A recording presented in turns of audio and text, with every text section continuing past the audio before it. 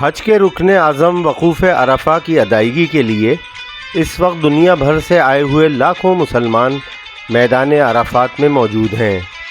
اب سے کچھ دیر قبل انہوں نے مسجد نمرہ میں حج کا خطبہ سنا۔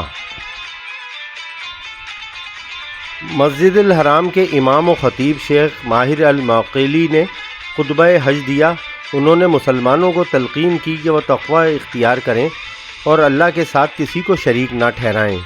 انہوں نے کہا کہ حج عبادات اور شعائر کی ادائیگی کا مقام ہے، یہ سیاسی وابستگی اور نعرے بازی کی جگہ نہیں۔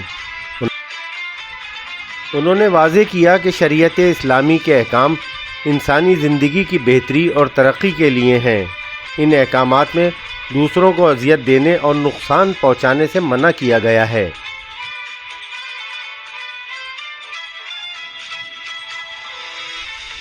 میدان عرفات میں موجود لاکھوں فرزندان توحید نے خطبہ سننے کے بعد پیغمبر اسلام صلی اللہ علیہ وآلہ وسلم کی پیروی کرتے ہوئے ایک اذان اور 2 اقامتوں کے ساتھ ظہر اور عصر کی نمازیں قصر ادا کیں۔ سورج غروب ہونے کے ساتھ ہی حجاج کرام وادی مزدلفہ کی جانب روانہ ہو جائیں گے، جہاں پہنچ کر مغرب اور عشاء کی نمازیں ادا کی جائیں گی۔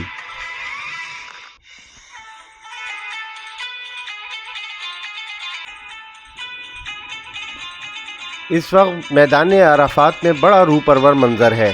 قیامت خیز گرمی کی پرواہ کیے بغیر حجاج کرام اپنے رب کے حضور دعاؤں میں مصروف ہیں۔ کسی کی آنکھوں سے اشک رواں ہیں اور کوئی گڑ گڑا کر اللہ سے اپنے گناہوں کی معافی اور مغفرت طلب کر رہا ہے۔